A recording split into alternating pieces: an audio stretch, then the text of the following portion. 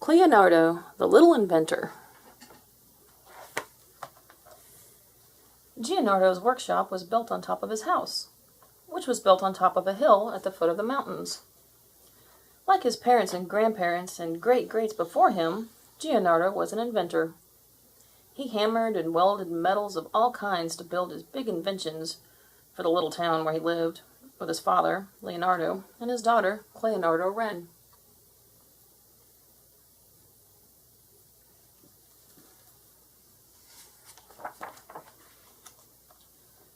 Cleonardo Wren wanted to be an inventor too, and she had great ideas. "How about some sticky bug vine, Dad?" she suggested one day, holding out a perfect specimen for him. "Oh, I don't think so, little bird," he chuckled, tightening a bolt.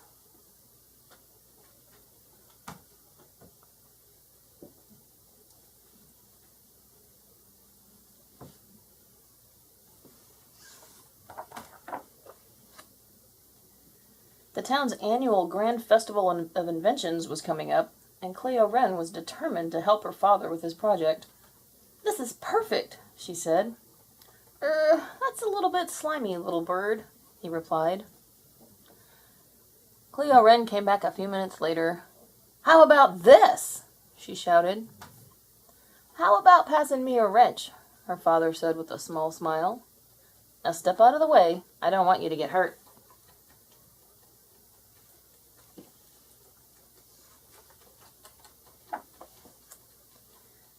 So Cleo Wren decided to make something of her own for the festival. The forest was full of treasures, from golden goo bamboo and tacky termite twine to poofy cloud feathers and glitter-winged butterflies. With Grandpa Leo's help, she cleaned off a large fallen tree for her work table. Her grandpa then gave her one of his favorite tools, a twisty wooden-handled owl.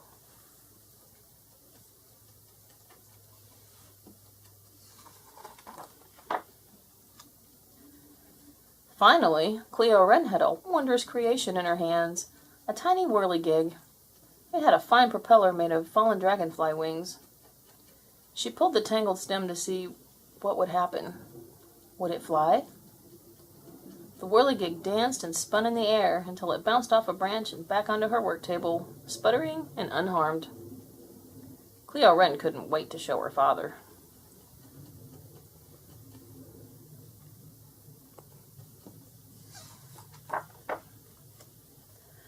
"Oh, what a sweet little toy!" Grandpa exclaimed. "Sweet? Toy?" Cleo Wren thought her father's inventions were big, important. She would have to do better. "Your father will be over the moon when he sees this," her grandpa went on. "The moon!" Cleo Wren cheered. "That's it!" She tucked the tiny whirligig into her shirt pocket and reached for a stick to sketch her idea.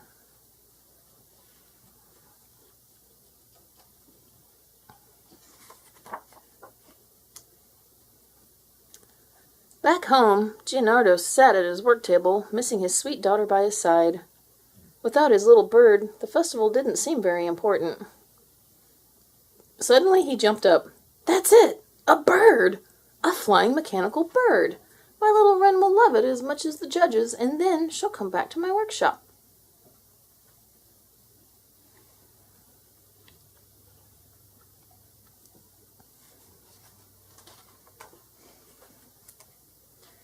For 3 days and nights, daughter and father worked on their soon-to-be prize-winning inventions. She twisted, twirled, perched, and puffed. He hammered, honed, wired, and welded.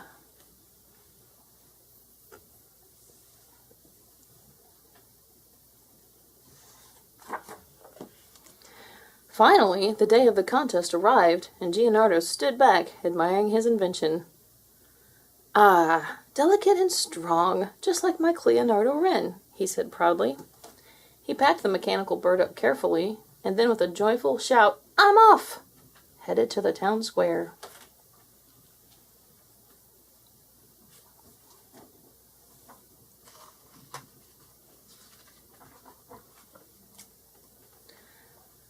"Ah, yes, big and perfect, just like one of Dad's inventions," Cleo Wren whispered. Grandpa helped her wrap the large fluttering moon in a tablecloth. "That's a lot to carry all the way to town, little one. Perhaps you should take my fishing boat," Cleonardo offered. Then, with her covered creation tied in securely, Cleo Wren paddled toward town.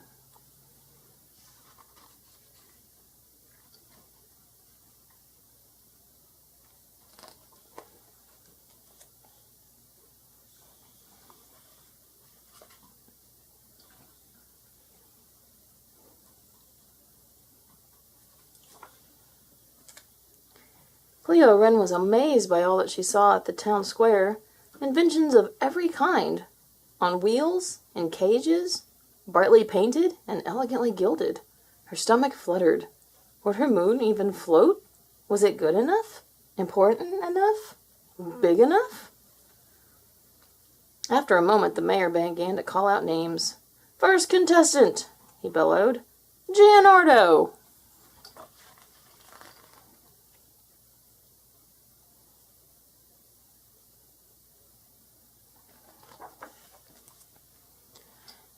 Cleonardo stepped forward and lifted his mechanical bird high into the air, then gave it 3 good cranks. "Fly, bird, fly!" he cried. The bird swooped and circled over the square with great precision. Cleo Wren beamed. There, on the belly of the bird, were golden letters spelling out her name.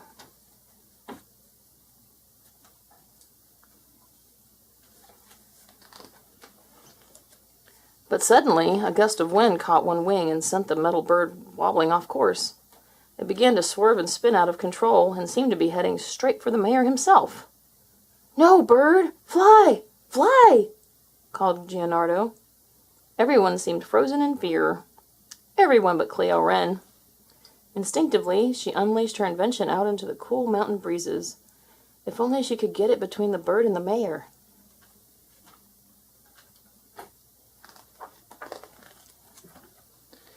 The moon floated upward, slowly but steadily. Ah, finally, it blocked the bird on its first wobbly flight toward the mayor. But Cleo Wren's moon wasn't meant for zipping and zooming. The butterflies held it up gently in the air, floating in place, and her father's bird was still swooping around, heading once more for a crash that might hurt someone. Cleo Wren clutched her hand to her heart, and there she felt something.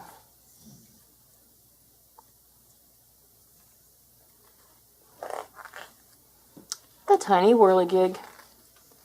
Without a second thought, she wound it as fast and as tight as she could. She took careful aim, and up, up, up it zoomed, like a spiky-tailed armored beetle.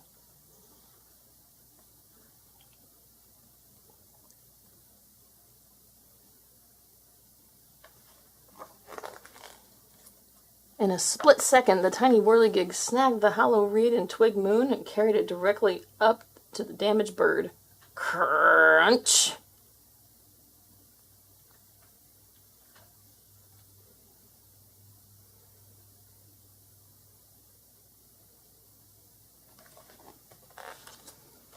The bird was finally caged.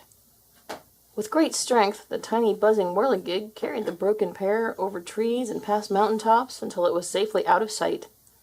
The contest resumed, and a small boy with a musical fountain won the prize. "Sorry about your bird, Dad," said Cleo Wren. "Sorry about your moon and that whirligig," her father replied. "That was amazing! Want to show me how you did it?"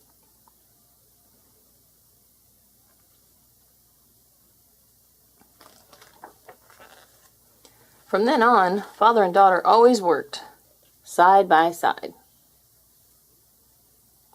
The end. Please subscribe.